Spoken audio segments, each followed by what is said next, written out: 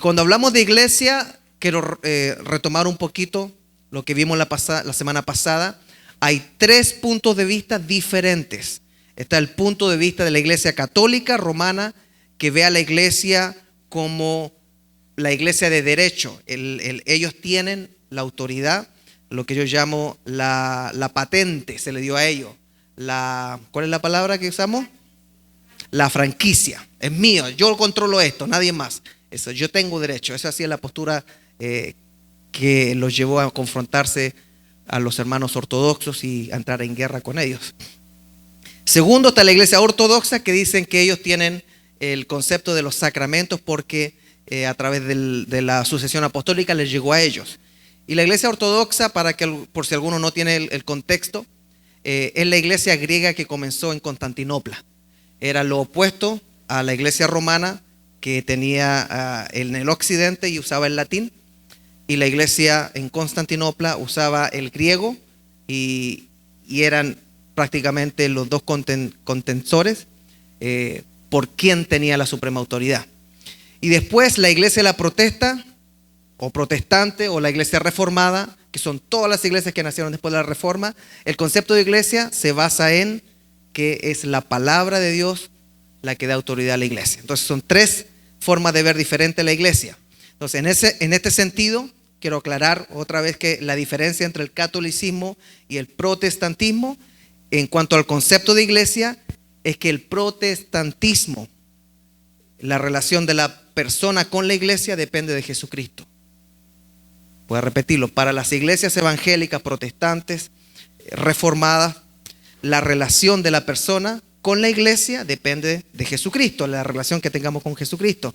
Mientras tanto que en el catolicismo romano, la relación con Jesucristo depende de la relación que la persona tenga con la iglesia. Esa es una gran diferencia. Entonces, para el catolicismo, fuera de la iglesia no hay salvación, pasa a través de ellos. A diferencia de la iglesia protestante, que cree que solo la fe, y aunque no esté en la iglesia protestante, si tiene fe en Jesucristo, es salvo. Porque es solo fe, solo gracia, es solo la gloria al Señor.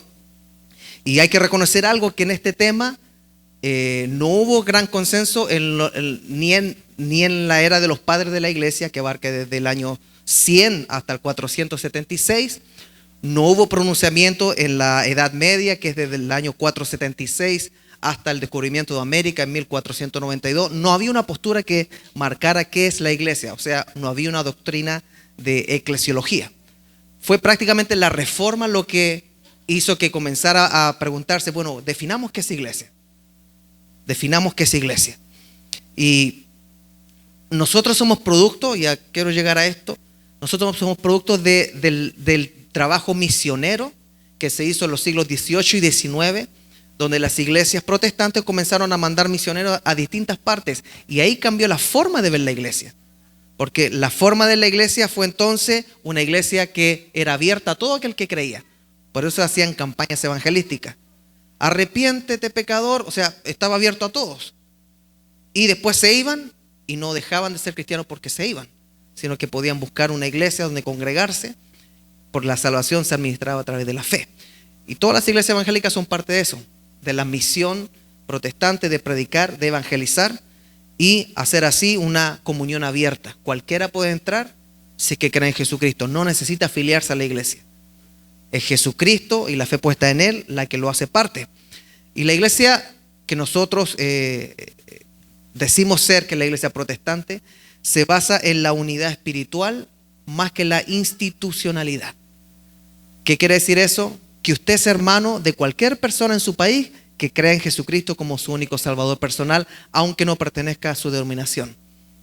Aunque no pertenezca a la denominación, somos hermanos por la fe en Jesucristo. Esa es la posición en la cual estamos nosotros. Ahora, después de la reforma de Martín Lutero, cuando comenzó el debate teológico en serio, porque antes al que debatía, al que no estaba de acuerdo, simplemente se le mataba. Era la forma de acallar a los herejes. Pero cuando ya comenzó el debate y los países se independizaron con sus iglesias, en el caso de Inglaterra, con su rey, la iglesia anglicana; en el caso de Alemania, la iglesia luterana; y así cada país fue tomando posesión de su versión de la iglesia y protegiéndola.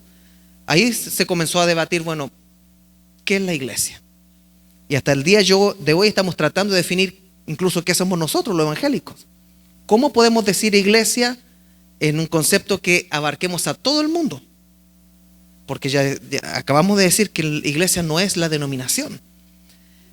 Me gusta lo que describe el teólogo católico ecuménico Hank en el año 1967. Dijo algo muy interesante. Dice: Jesucristo y su evangelio debiera ser el criterio para medir la autenticidad de cualquier iglesia. O sea, aún dentro del catolicismo hay teólogos que se apartan de la idea de que hay una central que controla todo, sino que hay teólogos que dicen que es Jesucristo y el evangelio el que va a definir si una iglesia es verdadera o no, no una organización, no una iglesia evangélica, no una iglesia protestante, no una iglesia católica, no una iglesia ortodoxa, sino es el evangelio de Jesucristo el que va a mostrar la autenticidad de las personas que están viviendo en comunidad, como la palabra lo dice. ¿Qué es la iglesia entonces? Seguimos preguntándonos. Me gusta esta definición. Dice: Dios escoge y preserva para sí mismo una comunidad elegida para vida eterna y unida mediante la fe. Vamos bien hasta ahí, ¿no? Pero veamos lo que dice ahora.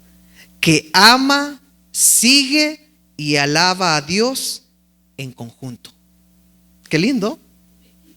Dios envía a esta comunidad a proclamar el evangelio y a modelar el reino de Cristo mediante la calidad de sus vidas y de su amor mutuo.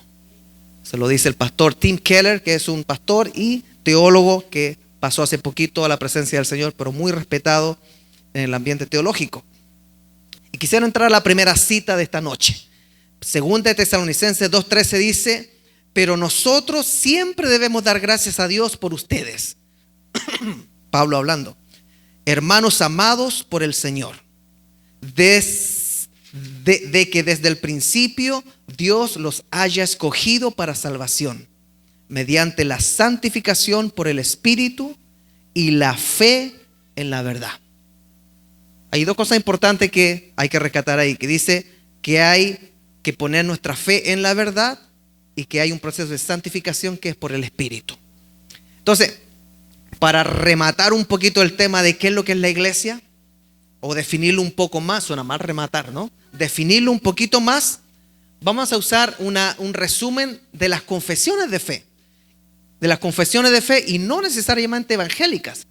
Son las confesiones de fe que existen desde el primer milenio y que han pasado por el protestantismo y que tenemos en común todos los cristianos, incluyendo a los católicos. Uno, la iglesia es una, porque la iglesia es un cuerpo bajo una cabeza. ¿Cuál es la cabeza? Cristo. Dos, la iglesia es santa, porque el Espíritu Santo mora en ella y la consagra, dirigiendo a los miembros de la iglesia en la obra de Dios. Tercero, la iglesia es universal, que significa mundial o católica. Católica es una palabra que es sinónimo de universal, no quiere decir romana, no es la sede, sino la iglesia es universal. ¿Y qué quiere decir eso? Proclama toda la fe apostólica a todas las personas hasta el fin de los tiempos. Es decir, un musulmán, si se convierte a Cristo, pasa a ser de la iglesia de Cristo, que es universal en cualquier parte. Un asiático que le predican el evangelio y se convierte y cree en Jesucristo y acepta a Jesucristo, pasa a ser parte de la iglesia mundial, la que Cristo viene a arrebatar, porque pasó a ser la novia de él. Y lo último, definimos iglesia como apostólica, que significa que nosotros tomamos las enseñanzas de los apóstoles y la comunión de los apóstoles y lo tomamos como misión, lo tomamos como enseñanza. No necesitamos agregar nada más. Y ese es el gran problema de las sectas.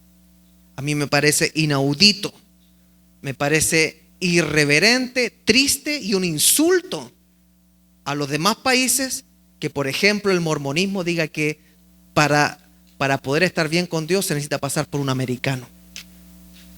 John Smith. Qué triste es que Jesucristo no sea suficiente, que ahora se imagina una religión que hay que pasar por un ruso, porque al ruso le llegó la revelación, o que hay que pasar por un chileno, peor, ¿no? O por un americano. Eso es rebajar el evangelio. Jesucristo es el camino, la verdad y la vida, y ahí se termina la profecía, y el Nuevo Testamento es el sello apostólico, el cual nosotros basamos toda nuestra doctrina en lo que los apóstoles escribieron, que es la revelación. ¿Vamos claros hasta ahí? Parece que no. ¿Vamos claros o no? Si no, repito algo. A lo mejor no me expresé bien. Algo muy importante al momento de entender a la iglesia de Cristo es que nosotros no elegimos quién es nuestro hermano. Es decir, nosotros no tenemos ningún poder de decisión en decir quién pertenece a la iglesia de Cristo y quién no pertenece a la iglesia de Cristo. Así como usted no tiene ninguna injerencia en decidir quién es su hermano y su hermana de carne, de sangre. O a poco que a usted, su papá le preguntaron, ¿me permite usted tener una hermana? Hijito, ¿me permite tener otro hijo? La tía fue y le preguntó, hijito, ¿puedo hacerle un primo? No está en nosotros. En la iglesia de Cristo es lo mismo. Nosotros no tenemos ninguna injerencia en quién entra en la iglesia de Cristo. ¿Por qué? Porque es algo de Dios y de fe puesta en Jesucristo. Cualquiera que sea la denominación o grupo al que pertenezcamos, todos somos hijos del mismo Señor, pero hemos pasado a ser redimidos por nuestra fe en Jesucristo y pertenecemos a la iglesia mundial, universal, que son los redimidos de Cristo, los que Cristo viene a buscar. Entonces, saquémonos de la cabeza que nosotros podemos definir quién es cristiano y quién no por el nombre. Nosotros no sabemos exactamente lo que hay en el corazón de las personas, así que demos entendido, si una persona sigue a Cristo, amémosla y digamos, somos parte de la iglesia universal. Amén. Dejemos odios, dejemos calificativos, porque incluso en el último momento una persona puede arrepentirse. Para eso Jesús permitió que un ladrón se arrepintiera a último minuto, para darnos a entender a la iglesia de que van a haber muchos que van a arrepentirse en el último minuto y van a ser salvos. Ahora, recordemos un poquito, en griego, eclesia significa todos los que son llamados.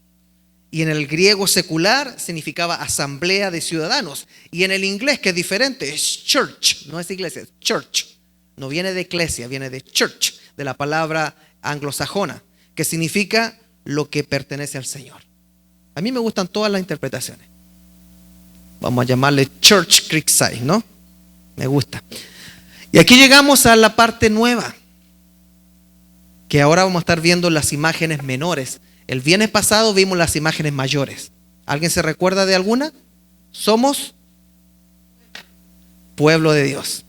Esa es la que más pega a nosotros, porque el pueblo unido jamás será vencido. No sé por qué los hispanos siempre decimos somos pueblo, ¿no? Reprendemos el comunismo en el nombre del Señor. Amén. Imágenes menores de la iglesia en el Nuevo Testamento. Número 1, vamos a tratar de ir rápido porque son 10 imágenes. Número 1, la sal de la tierra. Mateo 5:13 dice, ustedes son la sal de la tierra, pero si la sal pierde su sabor, ¿cómo volverá a ser salada? Ya no servirá para nada, sino para ser arrojada a la calle y pisoteada por la gente. Mire qué interesante. ¿A cuántos de los que están acá lo han puesto a dieta blanda por caer en el hospital? Levante su mano, a ver. 1, 2, 3. Dieta blanda, no se le puede echar condimento a las comidas, ¿no? ¿Y cómo saben las comidas así? De la patada, ¿no? Pero hace bien. Bueno, el concepto de sal, todos sabemos de que le agrega el sabor para disfrutar algo. Pero a mí me llama la atención lo que agrega. Porque dice que si la sal pierde su sabor, es arrojada a la calle y pisoteada por la gente. ¿Por qué? ¿Por qué coloca eso? Está como ustedes son sal, pero les puede pasar esto.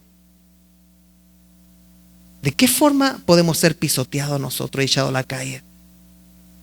Cuando dejamos de cumplir la función que Dios nos llamó, corremos un gran riesgo. Eso es lo que nos está diciendo.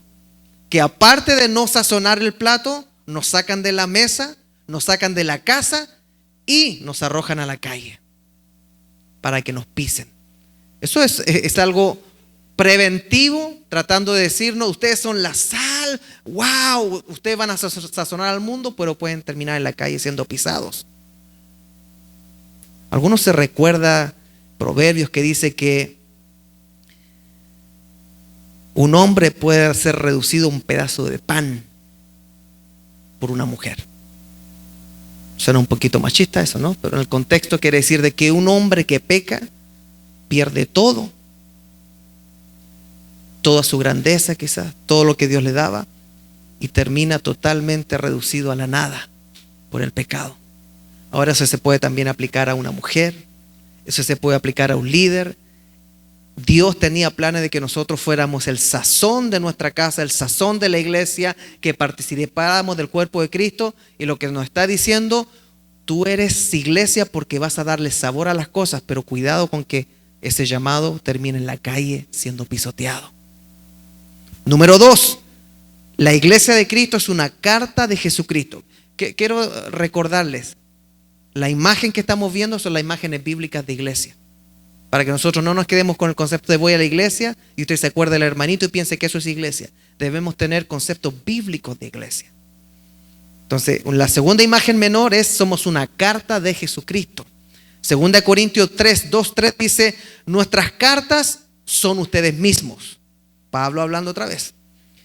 Y fueron escritas en nuestro corazón y son conocidas y leídas por todos. Ponga atención. Es evidente que ustedes son una carta escrita por Cristo y expedida por nosotros. O sea, Pablo se transforma en el cartero. Carta que no fue escrita con tinta, sino con el Espíritu del Dios vivo, y no en tablas de piedra, sino en las tablas de corazones que sienten. Entonces, la iglesia de Cristo es una historia que el mundo tiene que leer.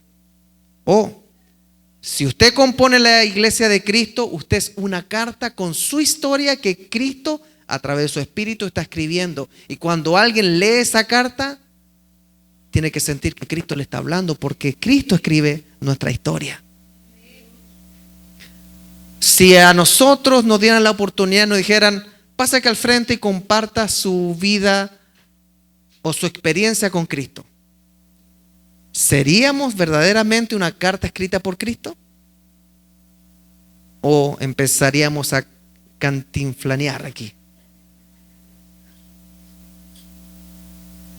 Si yo lo llamo ahora y le digo por 3 minutos, compártanos qué ha escrito Cristo en su vida, ¿podría usted compartir su espíritu de carta que tiene y abrirlo a la congregación? La iglesia se compone de cartas escritas por Jesucristo. Allí hay una, allí hay otra. Contemos las cartas, a ver de este lado, una carta venezolana, una carta peruana, papel peruano, pero escrita por el puño de Jesucristo. A ver, otra nacionalidad. Cuba, no, Venezuela también. Colombia, un papel colombiano, pero la carta la escribió Cristo. Hondureños, mexicana. Me estoy saltando. El Salvador, hay muchas cartas salvadoreñas, pero la mejor está acá al frente.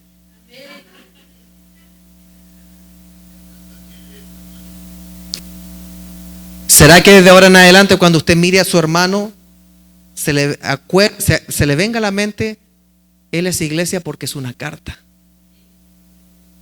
¿Qué habrá en esa carta? Voy a conversar con el hermano, a ver si logro ver a Cristo en el mensaje de esa carta. La iglesia somos peces y somos red. Lucas 5 dice, cuando Simón Pedro vio esto, ¿qué vio? de que se cumplió. Bueno, Jesús le dijo, echa la red para el otro lado. Pedro le dijo, toda la noche hemos estado pescando y nada. Hace caso, hombre. Y vio que la red se llenaba y se rompía de peces. Y cuando Simón Pedro vio esto, cayó de rodillas ante Jesús y le dijo, Señor, apártate de mí, porque soy un pecador.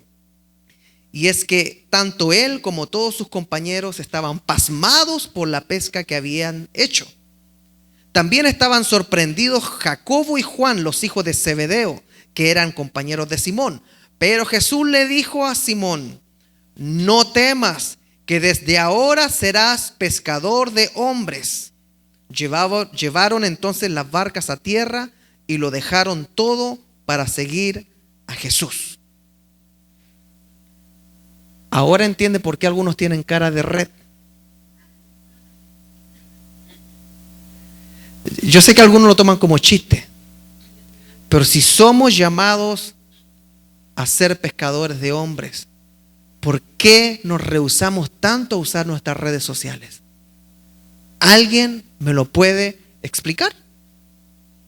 Por más que uno le diga, mire, usted no diga nada, usted comparta el material que le paso. Ni siquiera, no.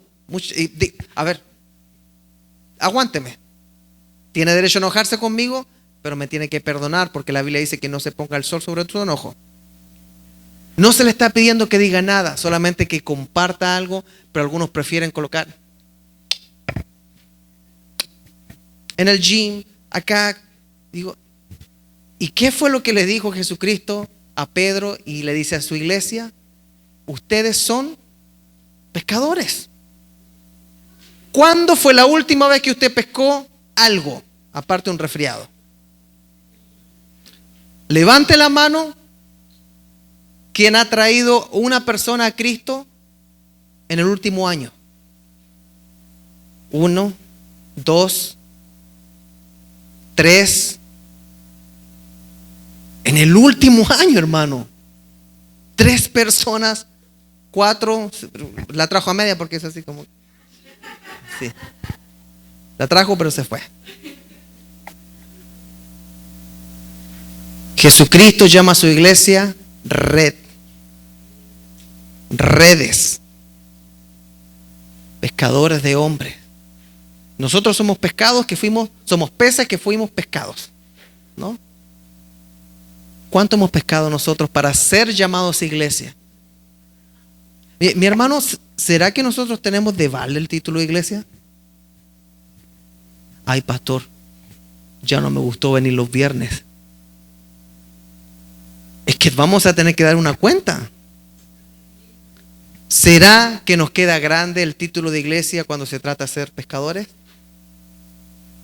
¿Cuántos se animan? Siempre cuando cantaba la canción Manto de Amor decía esto, lo voy a decir ahora. ¿Cuántos se animan en los próximos 3 meses de traer una persona a la iglesia? ¿Cuántos? Levanten su mano. 1. No me hagan desilusionarme. En los próximos 3 meses, ¿cuántos se animan a invitar a un amigo o una amiga? 1 a 1. Si quiere me arrodillo y le ruego que lo haga. Porque Cristo se humilló hasta lo sumo, ¿cómo no me voy a humillar yo? Debemos ser redes, pescadores de hombres. Y por favor analice lo que le digo. Si el Señor nos llamó a ser pescadores de hombres, use sus redes sociales para mostrar a Cristo. Eso no me gustó, pastor. Está pesado. ¿Qué es la iglesia? Según las imágenes del Nuevo Testamento, las imágenes nos ayudan a visualizar lo que Cristo quería que fuéramos. El Nuevo Testamento nos habla de la iglesia como la barca. Mateo 8 dice, luego subió Jesús a la barca y sus discípulos lo siguieron. En esto se levantó en el lago una tempestad tan grande que las olas cubrían la barca, pero él dormía, Jesús. Sus discípulos lo despertaron y le dijeron, Señor, sálvanos que estamos por naufragar, por hundirse. Él les dijo, ¿por qué tienen miedo, hombres de poca fe? Entonces se levantó, reprendió al viento y a las aguas y sobrevino una calma impresionante. Y estos hombres se quedaron asombrados y decían: ¿qué clase de hombre es este, que hasta el viento y las aguas le obedecen? Yo le voy a hacer una pregunta. Si los discípulos hubieran estado en una barca paralela, no en la barca donde estaba Jesús, ¿qué cree usted que pasaba con esa barca?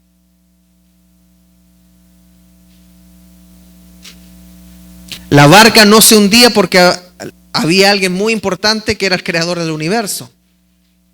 Ahora, si Jesucristo está en la iglesia que Él compró a precio de sangre, nosotros pasamos a ser la barca donde está Jesucristo y recibimos a personas que están pasando por tormentas y nos transformamos en los hombres y mujeres de mucha fe que le dicen: tranquilo, porque Jesús está en la barca. No, es que mire, yo pensé que me iban a dar los papeles. Tranquilo, tranquila. El Señor de alguna forma o le va a dar paz en el corazón o de alguna forma va a mover documentos, pero Él se va a encargar de esta situación. No, es que mi hijo, mi hija, mi papá, mi mamá, mi esposo, mi esposa. Somos la iglesia que es barca, dando a entender, si Jesucristo está en la barca, hay una iglesia que está confiando que aunque la tormenta sea muy fuerte, la barca que es la iglesia no se va a hundir. ¿Cuántos dicen amén? ¿Qué es lo que necesitan las personas afuera? Me llama mucho la atención los terapistas. Mi esposa es terapista ahora, ¿no? Me llama mucho la atención porque las técnicas que utilizan muchas veces es un tranquilo, vamos a tranquilizarlo, mira, respira, pero no le entregan ninguna revelación de que son criaturas con un creador y de que hay un plan tremendo para nuestras almas cuando nosotros nos acercamos a nuestro creador. Y hay muchas barcas que se calman un poco y siguen tambaleándose porque no está Jesucristo en esa barca. Y nosotros probablemente tuvimos etapas y episodios de nuestra vida donde casi naufragamos. Quizás alguno naufragó y llegó como yo arrastrándose a la orilla porque Cristo no estaba en la barca.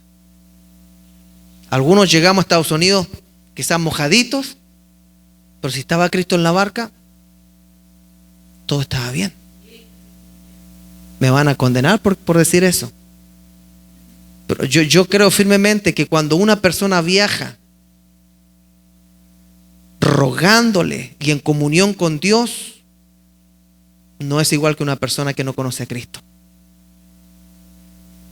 El otro día conversábamos y le preguntaba a la junta directiva cómo ha visto que Dios ha obrado en su vida, cómo ha cumplido promesas. Y me bendecía mucho escuchar al hermano Hugo con la hermana Aida que están acá decir: desde que salimos de nuestro país hemos visto 1001 vez que Dios nos ha abierto todas las puertas. De alguna forma, cuando estamos en la barca donde está Cristo, estamos seguros. Y de repente se nos necesita recordar: hey, estás en la iglesia de Cristo, estás en la barca donde está Cristo, tranquilo, tranquila. Él puede calmar las tormentas, o aunque haya tormentas, si Él duerme, quizás nosotros podemos hasta dormir también. Solamente la hermana Aida dice amén. Ella duerme cuando hay tormenta. Gloria a Dios. ¿Qué es la iglesia? La iglesia es un arca. Primera Pedro 3 dice: porque también Cristo padeció una sola vez por los pecadores, el justo por los injustos, para llevarnos a Dios. En el cuerpo sufrió la muerte, pero en el espíritu fue vivificado. En el espíritu también fue y predicó a los espíritus encarcelados, a los que en otro tiempo desobedecieron en los días de Noé, cuando Dios esperaba con paciencia mientras se preparaba el arca, en la que unas cuantas personas, 8 en total, fueron salvadas por medio del agua. Todo esto es símbolo del bautismo, el cual no consiste en lavar las impurezas del cuerpo, sino en el compromiso ante Dios de tener una buena conciencia, que ahora nos salva por la resurrección de Jesucristo, quien subió al cielo y está a la derecha de Dios, y a quien están sujetos los ángeles, las autoridades y las potestades. Aquí hay mucho que podemos hablar, pero me quiero concentrar en la historia que está haciendo la similitud. Noé y el arca. La iglesia y Cristo. Todo el que se subió al arca y creyó en el mensaje ridículo de esa época, porque dice que se mofaban de Noé, nunca había llovido. Después, cuando Dios cerró el arca, la mano de Jehová cerró el arca, gritaban de afuera: ábrenos la puerta. La iglesia en este periodo de gracia es el arca que grita: viene un diluvio. Viene un diluvio, pero hay salvación en Cristo. Ese diluvio ya no es con agua. Viene juicio, viene destrucción, viene el día malo, viene la tribulación, vienen días que nunca se han visto en la tierra ni nunca habrá, dice Jesucristo en Mateo. Pero nosotros somos de los que estamos entrando otra vez en un arca de salvación, que se llama nada más y nada menos que iglesia. La iglesia de Cristo. No, la iglesia nos salva, pero la iglesia es el arca donde hay que tener fe para subirse y creer que es necesario subirse a ese bote. ¿Cuántos de los que están aquí saben que estamos en un bote flotando? Preparándonos para que seamos librados de lo que viene. Porque yo les digo, y no con espíritu de profeta, sino como un lector de la palabra, que las cosas van a empeorar con el tiempo y va a llegar el momento en que la iglesia será tomada, será arrebatada, se irá con su creador, con su salvador, pero en el arca que es la iglesia. Vendré y me tomaré a mí mismo, que es la iglesia de Cristo. ¿Cuántos pertenecen a esa arca? ¿Cuántos están dentro del arca? Algunos dirán, ¿acaso no me ve que estoy sentado acá? No, mi hermano, el estar sentado no lo hace estar dentro del arca. Estar dentro del arca significa dar el paso de fe, que es creer por la razón que el arca existe. ¿Se imagina que algún amigo, yo creo que quizás alguno a lo mejor simpatizó con Noé, pero le faltó fe para pensar de que no estaba loco? Y el Nuevo Testamento nos dice que el evangelio es locura. Pablo, es la locura que a Dios le plació que se presentara el evangelio como locura para los demás, pero para nosotros es salvación. Así que yo quiero estar en esta barca. ¿Cuántos quieren estar en la barca? ¿Cuántas llevamos? La iglesia es la sal de la tierra. ¿Somos sal? Diga un amén ahí. Porque si no vamos a terminar pisoteados afuera, avergonzados. La iglesia es una carta de Jesucristo escrita por su puño. Usted tiene una historia que la escribió Jesucristo. Un día de esto vamos a dedicarlo a escuchar historias. Amén. ¿Quién quiere ser el primero? El hermano Néstor atrás le trae la mano. O el café, no sé qué lo quiera. La iglesia es pescado y red. Era un pez que fue pescado y ahora se transforma en red que sigue pescando, ¿no? ¿Cuántos están pescando? ¿Cuántos son red? No me digan amén si después no me traen a nadie para la iglesia, ¿ok? Le dije, ¿cuántos se comprometen en 3 meses a invitar a un amigo? Y están comiendo. Vergüenza debería darnos si antes andamos invitando al baile a cuántos amigos nosotros y amigas también, y ahora a la iglesia del Señor no lo invitamos. Nos hacemos los ¿cómo se dice? Shy, tímidos. Ahora somos tímidos y antes, Dios tenga misericordia. Voy a volver a repetir, en 3 meses, ¿cuántos se comprometen a invitar a una persona? Por último, para que el pastor se quede callado. Levante su mano. Haga callar al pastor, se llama Gloria a Dios. Vimos que también la iglesia es la barca. Si está Jesús en la barca y hay tempestad, tranquilo. Eso es fe. Hombre de poca fe, le dijo. Y la iglesia es arca de salvación. Si nos subimos al arca de salvación que es la iglesia, por fe en Jesucristo, tenemos buen final. Número 6, Otra imagen del Nuevo Testamento sobre la iglesia dice que somos pámpanos o ramas de la vid. Juan 15 dice: yo soy la vid y ustedes los pámpanos.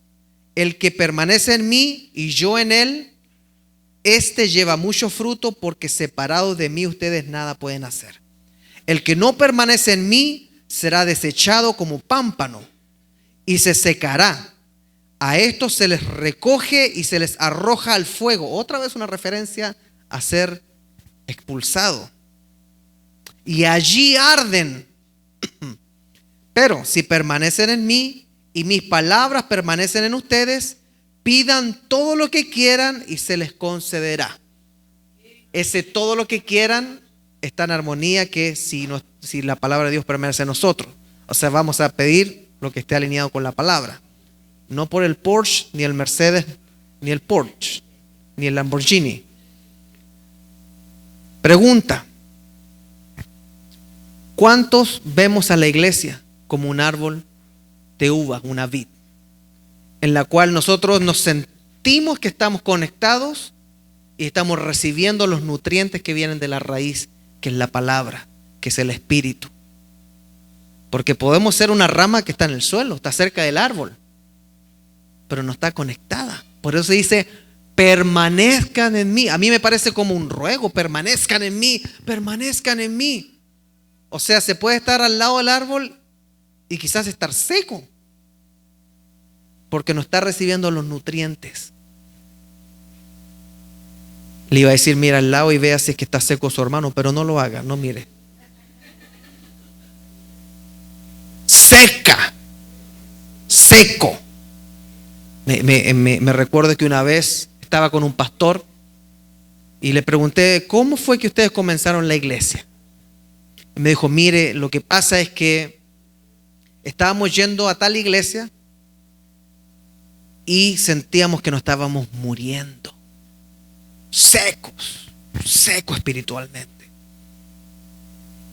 Y el Señor nos habló a través de otro pastor y nos dijo que nosotros éramos los encargados de comenzar una iglesia en esa ciudad. Y así comenzaron una iglesia porque se sentían secos. Y vimos el domingo pasado que una de las necesidades espirituales es la sed por Dios, la sed por el agua de Cristo. Yo soy el agua. Pero hay algunos que no les importa secarse, se cortan solitos del árbol, como si ellos pueden conectarse y desconectarse.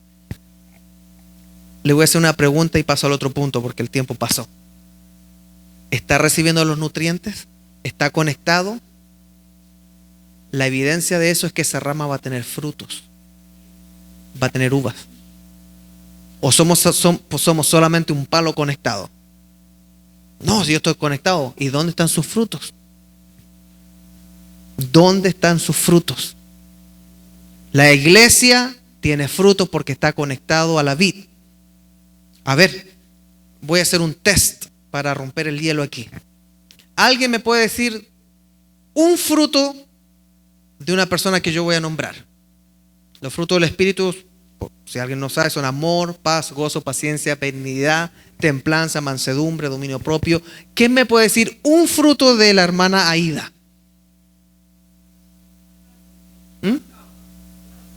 ¿Cómo? Gozo, gloria a Dios. La hermana Aida es una rama con fruto que es visible. ¿Por quién voy ahora? No, ese no, porque no sé qué amargado. A ver, de acá. ¿Quién me puede dar un fruto de la hermana Mary?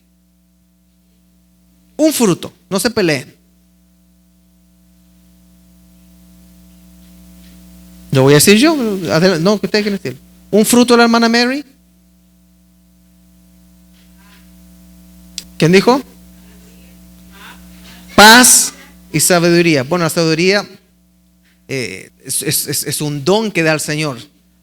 El fruto, el paz, es una persona que el Espíritu Santo provoca en ellos una paz que no viene de tener una posición acomodada o de tener una buena imagen que ayuda a la autoestima puede venir de una familia pudiente o no sé qué, de la profesión. Paz viene de estar conectado a la vid que es Jesucristo, es un fruto del Espíritu. Entonces significa que están reconociendo que la hermana Mary tiene un fruto visible que es la paz.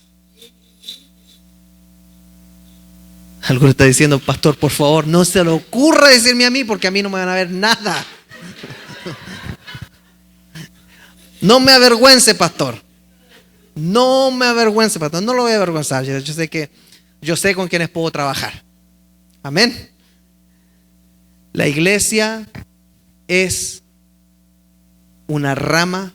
Perdón, nosotros somos, si estamos conectados a la iglesia, somos ramas que dan frutos. Esa es la evidencia.